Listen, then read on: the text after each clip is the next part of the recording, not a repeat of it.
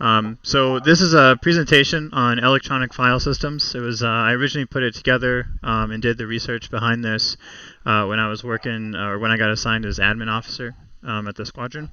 And over the course of the last little while, I've sort of put this together. We've run it through the IG people, sort of perfected the system over a couple of years, and I've presented this at the region conference last year.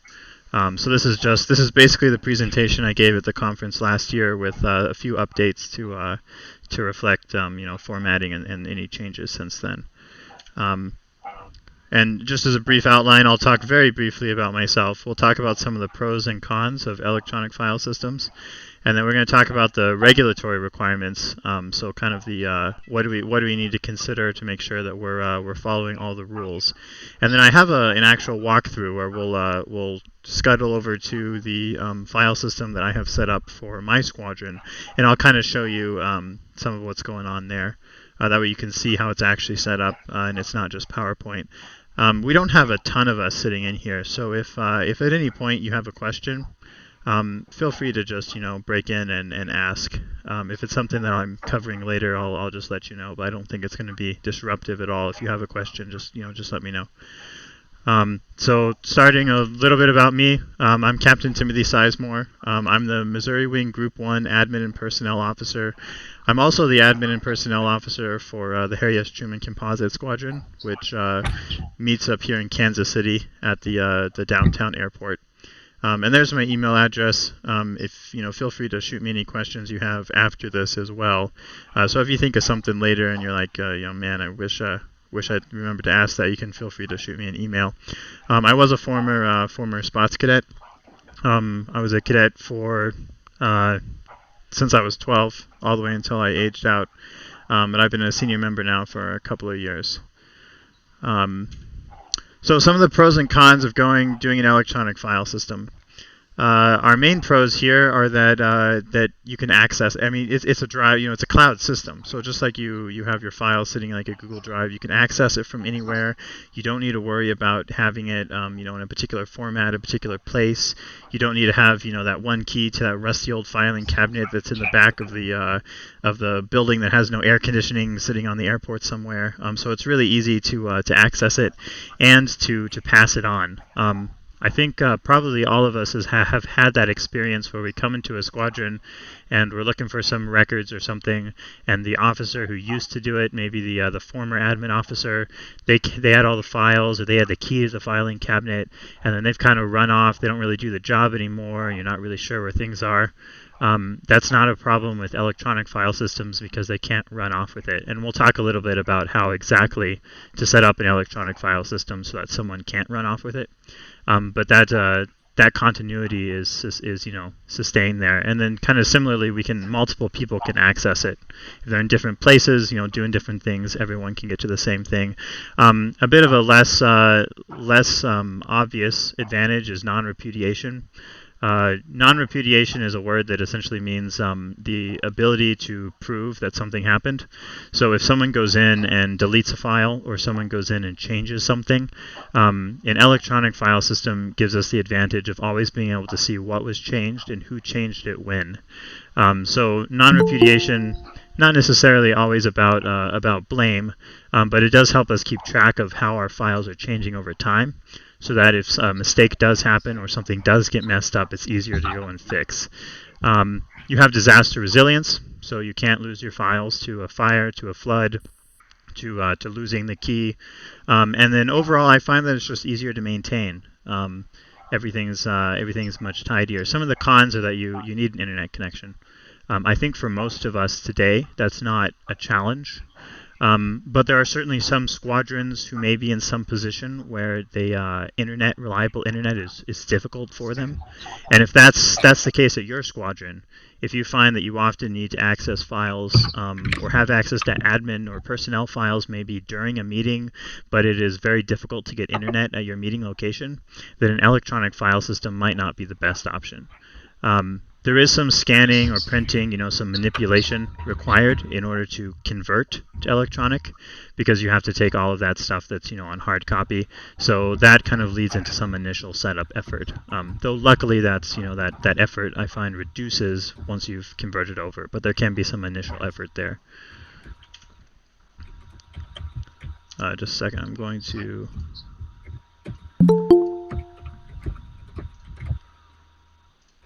There we go. So some of the regulatory requirements behind file systems. And these are pulled straight out of CAPR 10-2, which is File Systems Maintenance and Disposition. I'm sure that all of you are probably already familiar with that regulation. And these are some of the things that apply to file systems, whether or not they're electronic, that every file system needs to have. That first thing is it needs to have a file plan in front. The file plan is extremely important, so that as someone's coming in, someone who's not familiar with your filing system, they can look at the file plan and see what kind of records are stored where. So in this example, taken directly out of 10-2, if I need to know, if I'm the IG investigator and I want to look to see if fundraiser approvals are in place, I can see, oh, it's going to be item 3-1, and then presumably, because of the requirement to have file labels with numbers, titles, and disposition instructions, I'll be able to see, if I'm sitting at a physical file system, I'll see a drawer maybe that has 3 on it, and I'll open it, and there'll be 3-1 fundraiser approvals. So we have to mimic that system when we go electronic, because we have to make it easy for someone who we just gave access to find where the right files are. Most commonly this is for SUIs, but it's also a continuity thing. It's important that as you have new officers coming in, you've got records from all kinds of different departments. You've got the finance people and the transportation people and the personnel people, and they've all got their own records. They need to be able to find where things are, where their predecessor left them. So we still have to meet both of these requirements in electronic.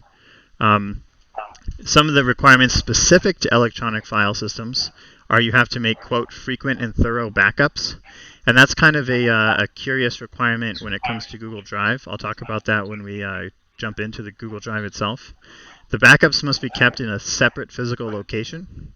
So it is not acceptable to make... This mostly applies to if we're writing these onto like a flash drive. And that's what they were thinking when they wrote the regs. But if we're backing up something on a flash drive, and we put it on another flash drive, so we have 2 copies, we can't keep both flash drives in the same place. We have to keep them in different places. And then this is kind of the big killer one when it comes to converting to electronic to begin with. Units have to make sure that the electronic process meets all the requirements of a given CAP directive, meaning a particular regulation, before they can eliminate the hard copy records. So what that means is there's certain requirements set out by 10-2 saying, you got to meet all these things to have a file system. Until you have an electronic file system that meets all of those things, that is 100% up and running and capable, you cannot get rid of the hard copy records. If you only partially meet the requirements, you only keep some records, or you only meet some of the expectations in an SUI or something like that, then you have to keep both. And that completely defeats the purpose.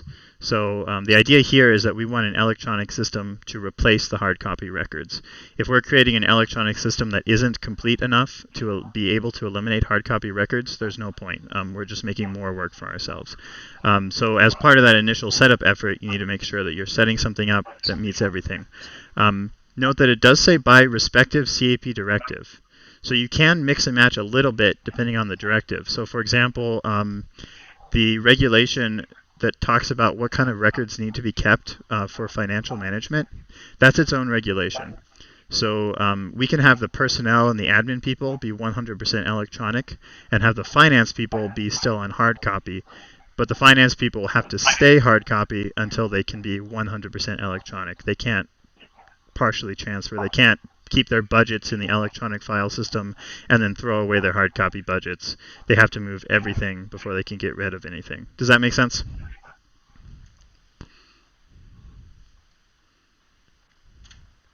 And then some of the requirements specific to SUIs. Actually, instead of showing you the slide here, what I'm going to do is pull up the worksheet.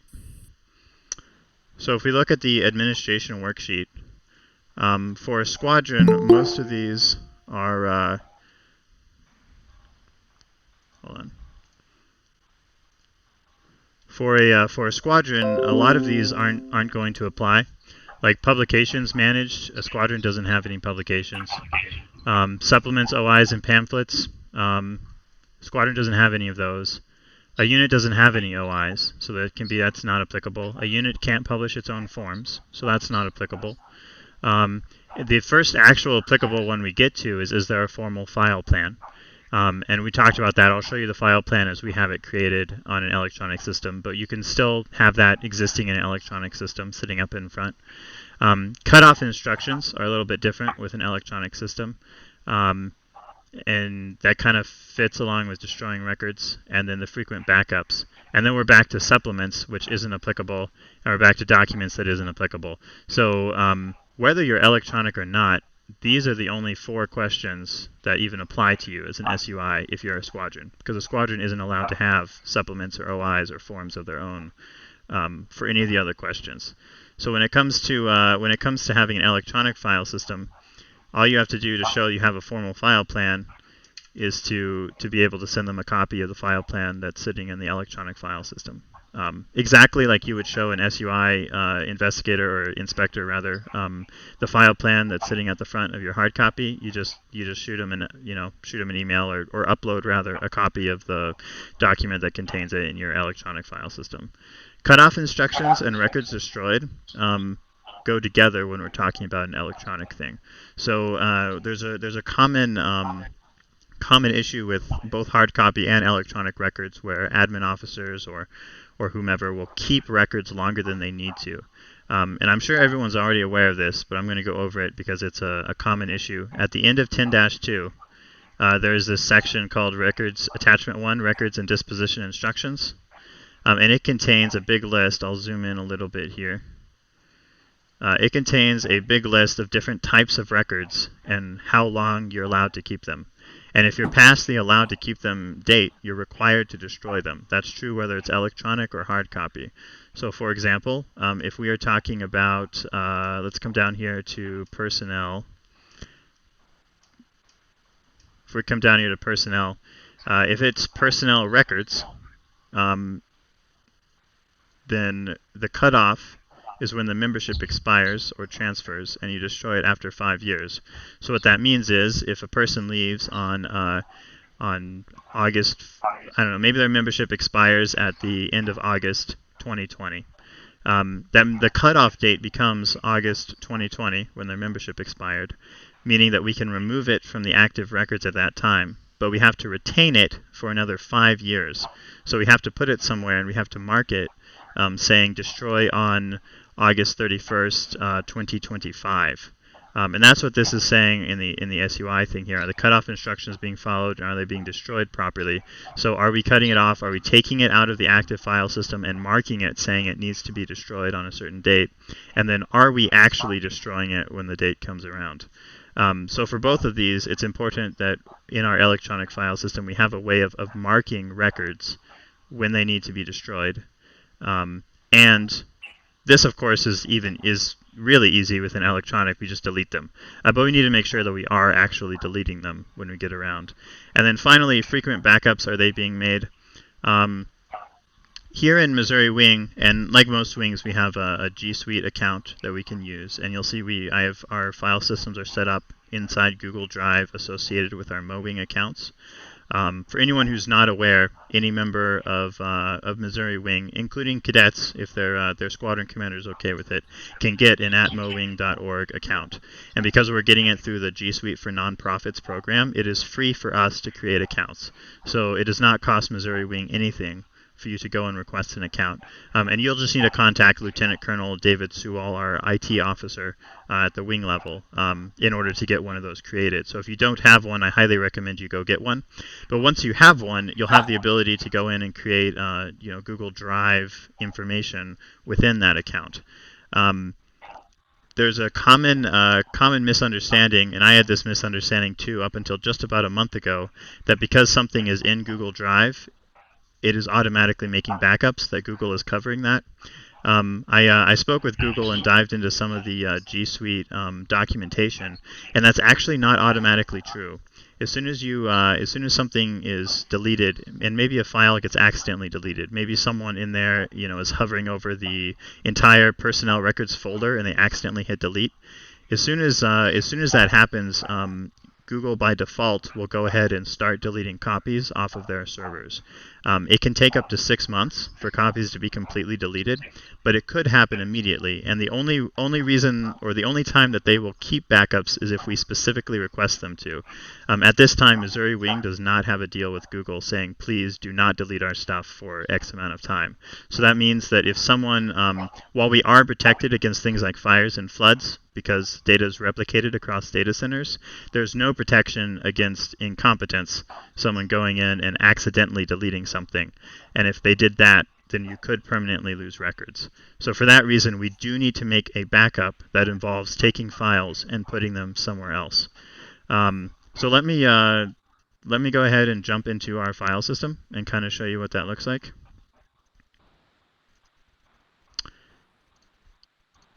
And I'll show you how I'm organizing all of that and how we're meeting all these SUI requirements. So starting off, we're in Google Drive, and I'm here under my Mowing account. And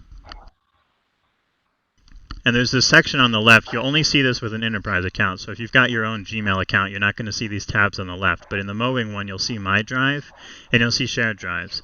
My Drive is associated with your account. So when you go here, this is just stuff you've put in, just like your personal Google Drive. Shared drives are not hosted on your account. They're hosted at the mowing.org domain level. So they're not owned by you. If your account was deleted, these shared drives would not be deleted unless the accounts of everyone who was in them was also deleted. So you can see I'm in a few different shared drives, but Mowing 023 here is our squadron. So we hop in here, we can see it works just like your personal drive. It's just got stuff labeled in here. You can manage different members. So you can come in here, you can add people, and you can give them different levels of permissions. So for example, I'm the admin and personnel officer, and I'm maintaining this, so it makes sense that I have the manager level. Manager level here allows me to manage people and all the content inside. But we have this gentleman. He does not have a mowing.org account, but I'll let you know he is our transportation officer. It makes sense that he needs to be able to come in here and add and edit documents. He does not need to be able to add people to the file system or remove people or to delete the file system. So we can put him at content manager, allowing him to manipulate files, but not to manipulate the people and the content and the settings of the drive. And then we have Sam here is our squadron commander, so we put him at the manager level. But as long as at least 2 people have manager level, then if my account got deleted or destroyed for some reason, Sam would still be able to come in here, and because he's manager, he'd be able to add another person in. He'd be able to get in and edit everything. So the drive would not be lost just because my account was lost. He would still have it. So we want to make sure that at least 2 people are managers in here. But it's as simple as setting that up. I guess I should say when you're under shared drive, you can just right click and say new shared drive. It's as simple as giving it a name, and then you have a shared drive. And then we talked about the file plan. Very first thing here needs to be a file plan. So here on the very first page, when you're inside the electronic file system, is item 1-1 file plan. And you can format this any way you like. I formatted it so that everything kind of follows the cutoff tables because it makes it really easy to look up when you need to destroy different records. So we talked about personnel earlier. So we come down here, I have personnel section, personnel records. That is section 11-2 in our file system. And that's really convenient because it's also table 11-2 in the regulation. So if I'm ever sitting here looking at a personnel record wondering when do I need to cut this off, it's really easy for me to go look up the table and rule because we put it under the same categories. There's no reason that you have to do this, but you can give it your own location convention.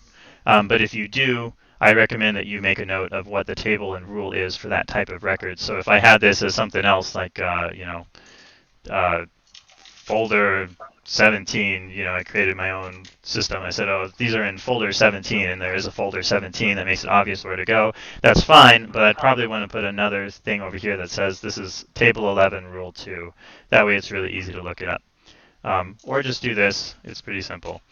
You do have to mark where they are physically located, or where those records are located.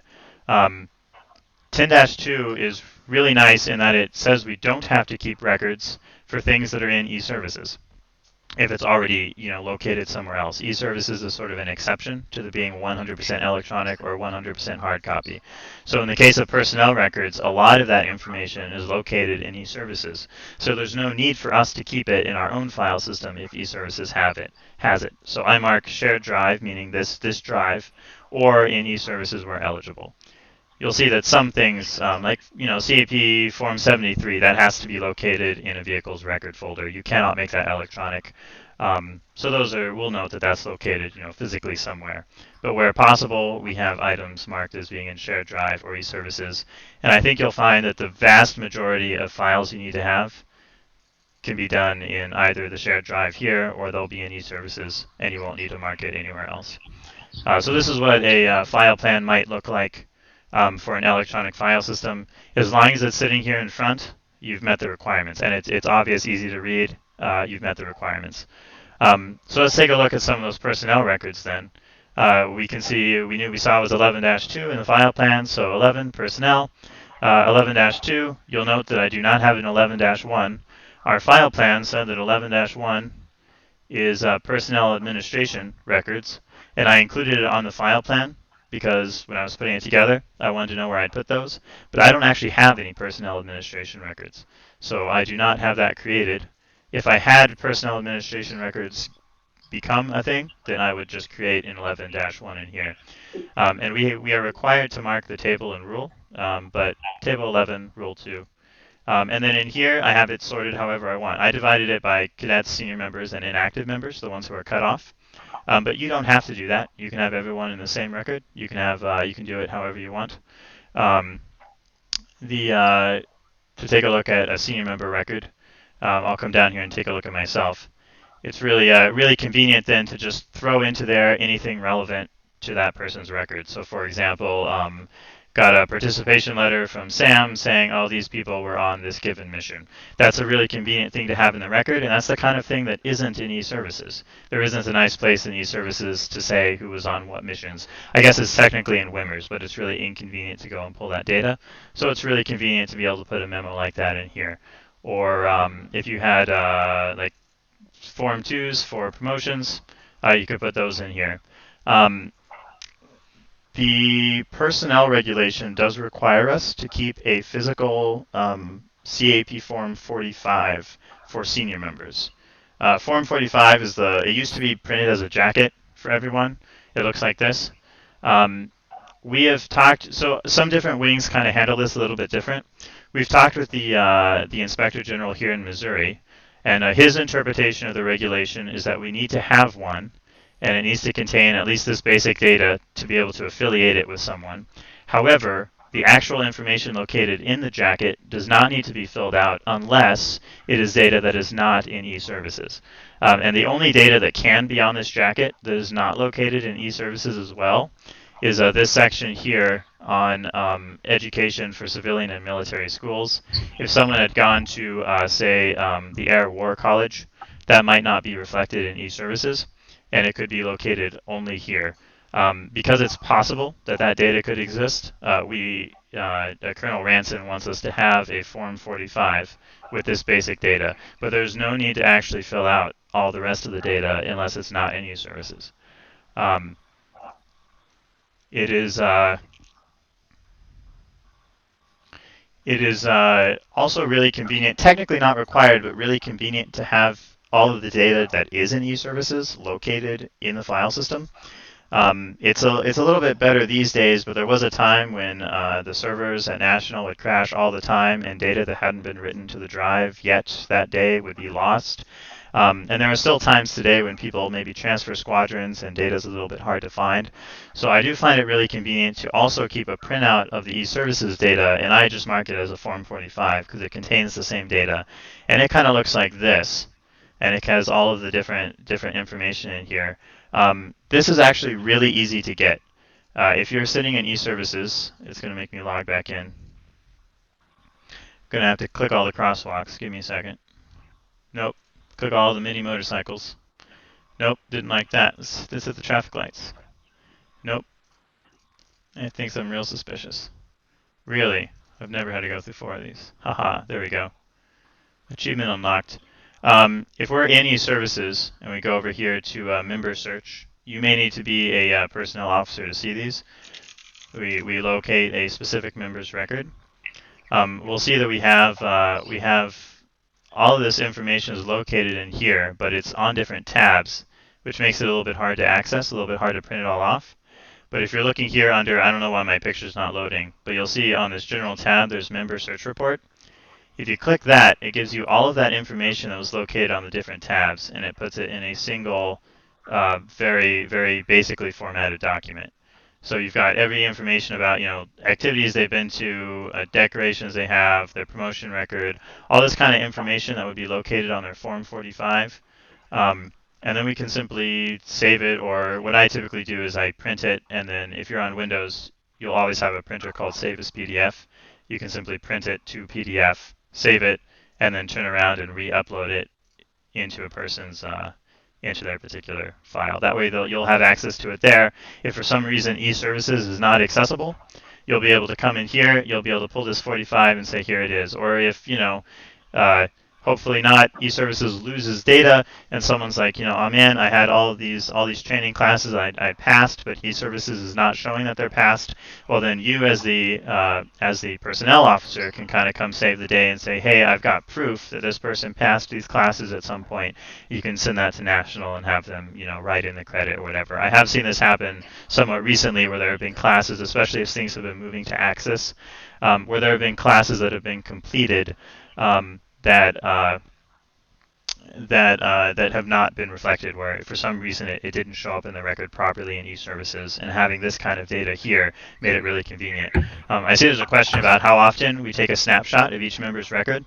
There is no specific requirement to take a snapshot at particular times. Technically, you don't need this at all because it's in e-services, and the regs say that if it's in e-services, you don't need it. However, I do it about every 6 months. About every 6 months, I come in here. Maybe more often if we have a lot of membership changes. I'll come in here, I'll look at the full list of members we have. I will go ahead and add any new files in for any new members, remove any files for members who have left. And you can see here in the inactive members, this is where I keep members who are no longer with the squadron or whose memberships have expired, but who I cannot destroy yet because the 5-year destroy by date has not yet been met. So you'll need to keep all that data because you're keeping it in their nice little folder for everyone. If someday I became inactive or I went to another squadron, it should be as simple as dragging that folder, boom, into the inactive, and there it sits until it's time to delete. So it isn't complex at all. Keeps all the records kind of nice and neat. Does that make sense? And then the other SUI requirement we talked about was the requirement for backups. You can certainly come up with a backup system that makes sense for you. Here's what we do. Under our administration section, and we did pass this in an SUI with no discrepancies, so I would certainly recommend this system. Under administration, we just created a information technology section 113. And we created a memo. Our IT officer at the time created a memo that simply said, we've got a data backup plan. The IT officer will go and basically download everything in the file system at least once per quarter, and they will save it to their own computer. And they'll just do that every quarter. And then we created, alongside that, we created a backup tracker. And so here's Sam, who is our IT officer. He comes in here, and at least once a quarter, whenever he downloads everything, he just marks in here that he did it. That way, if we need to show on the SUI that we are backing up data regularly, we can come in here and say, look, we've been doing it regularly. And if we take a look at the actual worksheet, there is not a specific requirement for how frequently to back up. It just says frequent and thorough backups. So it's going to be up to you what you consider to be frequent and thorough. I think quarterly is a pretty good amount of time. But if you're sitting at a squadron where there's not a lot of changes, or where you don't often have major updates, then maybe every 6 months is fine. You're going to have to decide that for yourself. But a quarter, it's not that challenging to download it every quarter, and just throw it onto a flash drive somewhere. Throw the flash drive in a safe or something if you got it. That way, no one runs off with it and steals all your data. But otherwise, you've got your backups. So that all makes it extremely easy. Not only to would it be allowed to back up to another cloud location? Yes, absolutely. Remember the only risk that Google is not automatically managing is the risk of incompetence, of someone coming in and deleting things when they shouldn't have been deleted. So if we put it in a second place and then we make sure that it's in a place where no one's going to touch it, then that's fine. So if we want to back it up and put it maybe on maybe you had another drive, you just wanted to have a second shared drive, and this second shared drive, no one went in and touched it, only you or maybe you and one other person had access to it, and you just copied everything over once a quarter, that would be acceptable. I highly recommend that you just create a memorandum that says this is the plan, this is who is going to do what and how often, and then have the squadron commander sign that memorandum saying we do this, and then if it's really easy to just have a log saying that you've done it. So that'll cover it. Whatever it is, it just needs to be located somewhere else. We save it back offline, put it on a flash drive, and Sam just keeps the flash drive in a safe somewhere where it can't be destroyed by fire. But you certainly don't need to do that if you have a better system. If you just want to save it to your own computer, that's totally fine too.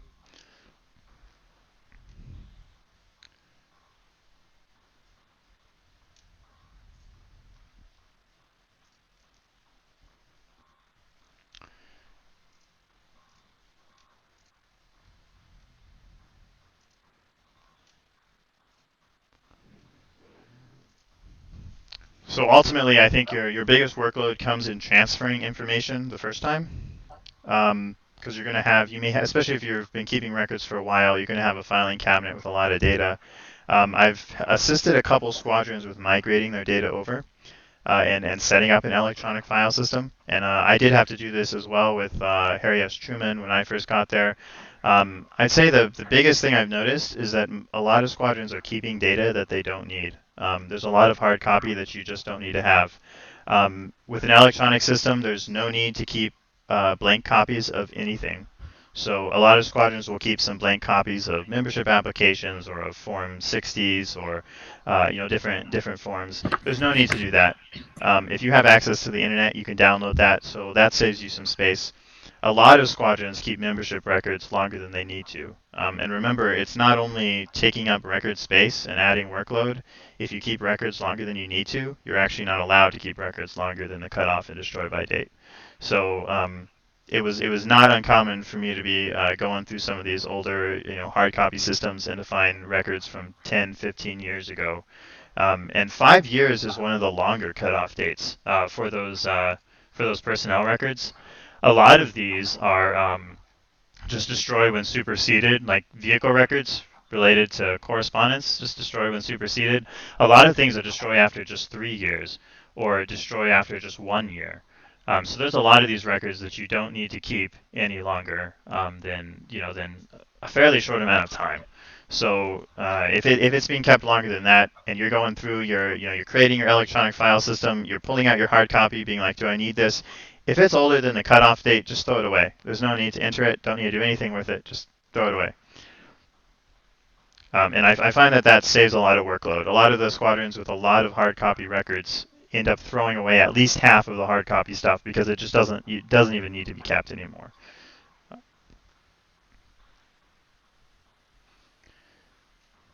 Any questions about any of this stuff? Any concerns have come up or problems you'd foresee coming up?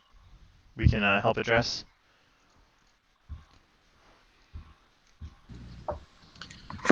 Well, my previous squadron had intermittent um, internet access. It's in a armory, and they did have a common, almost public internet separate from the military internet, and then they disabled all of that. So now you're in a cinder block building with tin roof, and all we can do is use our phones, and kind of use the phones to access the internet. The signal is very poor. So that squadron has some stuff on the internet, but they're all copies of hard copy stuff. Mm-hmm. So they're maintaining a hard copy file system. You really couldn't work with a electronic system. They can barely do exams, and so they've maintained a hard copy system because it was already there, and you just add stuff to it. You didn't have to invent anything else. But I was just wondering, is it problematic that they would keep copies of things that they aren't? Let me put it another way. Not everything that you generate in a squadron is an actual record, and the file plan in the regulation tells you what records that if you were going to have any, here's they are. And so let's say I have a Form 2. It's in the person's personnel file, but somebody, because they generated it on a computer, they go ahead and put a copy somewhere else. Is that all kosher? Because when SUI comes, they're going to say, we don't have any electronic records. We got some copies of stuff, but our records are right here in this filing cabinet. So if you cannot demonstrate that everything for a given CAP regulation is covered in the electronic file system, then it has to be 100% covered by a physical file system. So there's a couple things in your narrative there I think are worth talking about. One is you mentioned like taking tests. Like it's very challenging for cadets to take tests online. So of course it makes sense that you'll want to keep offline copies so that people can take tests. But the way the regulation is phrased, it says for a given CAP directive, you have to keep it. You have to be able to go fully electronic, or you must stay fully hard copy. Test administration and security is its own directive. So you can keep hard copy tests and not have to keep hard copy anything else because it's its own directive. They've gotten rid of the tests. Like I said, you could do a test online. All you do online anymore is a milestone test that has to be proctored. Every other test is done at home. Yeah. So, but we've managed to make that work. But to use it as a working tool is almost impossible. So what I'm saying is there may be some copies of stuff in a Google Drive, but the actual record is in a hard copy record. Understood. So if SUI comes, they don't admit to even having electronic records except for those that might be in any services. They say, here's the record, it's a hard copy record. Is that having extraneous copies somewhere going to be a problem? And I just mentioned the separate directive here so that, if there's a squadron where there is something that's being kept, I understand that's not a concern where you're talking about. As far as there being electronic copies, it's kind of a borderline thing. It's, a lot of people today, even if we kept a hard copy file system, no one is sitting there pulling out their Form 2s or whatever and hand filling it out. You're printing it and bringing it in, and so of course there's an electronic copy somewhere. In theory, to be 100% kosher, we should be listing in the file plan everywhere where those records are located. So if we were keeping personnel records somewhere else, we don't really care what an individual member does with their own record. If they want to write their own Form 2 and they keep it somewhere located, that's fine. It's not the squadron's property.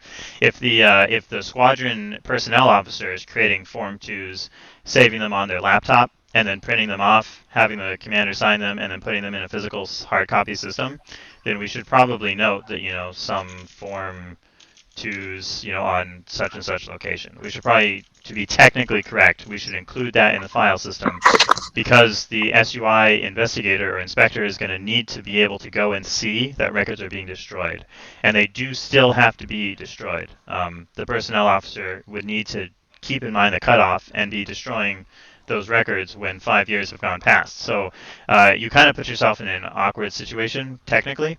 I don't think it's something where people are really going to super care if we're talking about, you're just creating the Form 2. But also, if you're that personnel officer, you create the Form 2, you print it off, it gets in the hard copy. Are you really going to keep that electronic copy anyway? You can go ahead and get rid of it because there is another copy somewhere. It only becomes a problem if you hold on to it longer than the destroy by date. Does that make sense? Yeah, from a practical standpoint, you might have the squadron commander or the admin officer or the personnel officer generating any number of things mhm. that'll be printed out and signed or whatever, or maybe scanned in and sent to e-services or to Wing for that matter. As a best So practice, they should destroy those, delete those once they're somewhere else. Once I see. they're, yeah. That way you don't end up with, you find out 5 years later you accidentally kept some record that was supposed to have been destroyed some time ago. I have no doubt that that is the case in some cases. Absolutely. Definitely is going on. I have found, going through, helping some other squadrons, I found personnel records from like 20 years ago, where there's stuff that doesn't need to be around. So it is the admin officer's responsibility to make sure that the rules for administration are being followed. So even if we're talking about, in the file system, we've given access to the finance officer, and we expect the finance officer to manage the stuff in their own financial management folder. It's still the admin officer's responsibility to go in here and make sure that things are being destroyed and that things are being managed in accordance with 10-2. And if you're keeping records elsewhere, the finance or the admin officer can't oversee them. So another advantage here, I mentioned that multiple people can access it. This centralizes everything so that everyone who needs to see all the records can see all the records. Um, it it also kind of makes it a little bit easier for maybe the commander wants to go and check out what was our budget, I don't remember. He doesn't have to reach out to the finance officer and say, hey, can you shoot me your records? Nor does he have to, assuming the finance officer was keeping it themselves or something, nor does he have to drive to the squadron to look at it. So everything's kind of centralized there. In general, in the system or in the situation where your squadron doesn't have internet, I would ask if it's possible, I consider, is it possible to get away with an electronic file system even if I can't access it during the meetings? Because you maybe you find that the forms and stuff you need to do during a meeting, it's all something where you can jot down on your notepad saying, hey, such and such person needs a form, form whatever, they need this promotion processed. Jot that down on a pad and you do it during the rest of the week. It doesn't necessarily need to be done at the meeting. If you can do that, if you can get away with an electronic file system, even if you can't access it at the meeting, then I would still say that it's worth the hassle. If on the other hand, you're constantly you're sitting down at the meetings pulling these, that's when you do your work. That's fine. Different people do their work at different points. But if in that case, you probably do need a hard copy, or you're going to need a better internet system.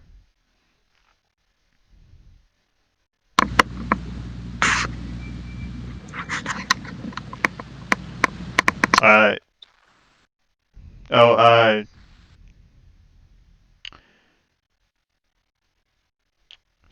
she notes that Group 1 is a bulk scanner. They're going to transfer to Wing, and squadrons will be able to use to scan old files. So yeah, scanning old files is great, and those bulk scanners are great if you need to scan a bunch of stuff in. Um, I would throw out that usually the largest number of files is in personnel records, and there's no reason for the most part to even need to scan them because they should be in e-services for anyone who is not already past the cutoff date anyway. So for most of those, hopefully you won't need to scan the personnel records that you have. You can just, if you just scuttle in over here and you grab that Form 45 thing, you just print the member search report off of e-services, you should have everything that will already be in their record. And this Form 45 that Colonel Ransom wants us to keep this only applies to senior members. Cadet records, you don't need to keep anything. Everything is on e-services, 100%. And the regulation fully states that all cadet records are on e-services and there's no need to keep anything unless it's something that can't go into e-services.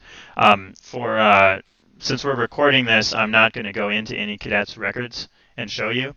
But I would say that the stuff I do have in the cadet records is just things like if they create like SDAs, when they submit an SDA, all e-services cares about is that you checked off the SDA as complete, and technically that's all you need to keep. But I like having to, being able to throw it into their personnel records so that if they transfer squadrons or a new cadet programs officer comes in and we want to take a look at how that cadet's developed, they'll be able to say, oh, these are the first SDA they did. This was the last SDA they did. We'll have that there available. But technically, you don't have to do that. So if you want to be full bare bones, you can just say we're not going to keep anything unless we absolutely have to. Otherwise, even if you're going to keep it here in an electronic file system, you don't need to keep it unless it's something that isn't in e-services anyway.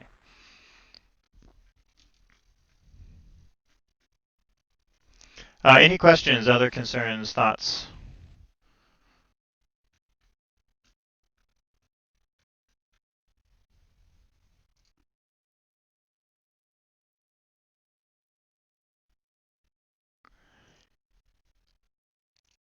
The PowerPoint I have here flips through sort of an offline version of the same idea. It's under these cloud file system walkthrough. It just kind of shows some screenshots showing different things. Like here's the finance reports. We have them labeled. Talk a little bit about how I have the structure labeled. So it's just sort of an easy way to see. I put his picture on there instead of mine, but this shows you where the member search reports can be located and where you'll just go in and just be able to hit member search report. So I will have I'll be doing some editing on the recording. Hopefully we'll be able to put that on YouTube if you need to look back at something. But we'll also be able to get the PowerPoint out that kind of lets you flip through and see the regulation references and kind of see how our file system's structured. And I think you'll find that it can feel like a bit of a big workload going electronic, but once you throw out everything you don't even need to be keeping, I usually found it was a few hours at most. If you dedicate, you have a weekend free and you're like, I'm just gonna go spend a couple hours at the squadron every day this weekend creating an electronic file system, I think you'll find that unless you have a heck ton of records, that's going to be more than sufficient. And once you are electronic, it's so much easier to keep everything up to date and maintained. And there are so many just general advantages, especially when it comes to continuity. You're losing people, new people are coming in, responsibilities are being pushed around. It's very easy to just add someone as a viewer or give them the ability to edit files and say, hey, you're the finance officer now. On your own time, go in here and check out the records, get yourself oriented, let me know if you have questions. It's much simpler to keep that continuity.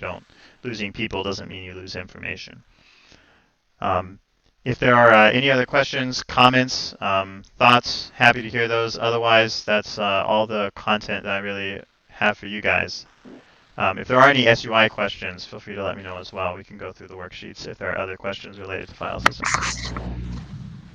Yes, I can. If you want to drop your email address in chat, anyone who wants me to directly email them a copy of this, I will do that.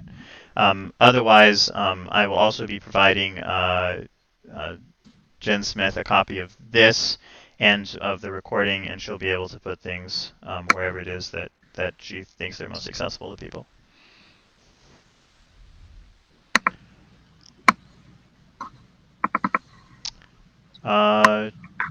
Yes, I will also send. I'll also send her a copy of the file plan. The file plan we have pretty closely follows the example that's given in 10-2, but I can also download and send a copy of our file plan. Otherwise, thank you everyone, and have a good rest of your evening. Thank you.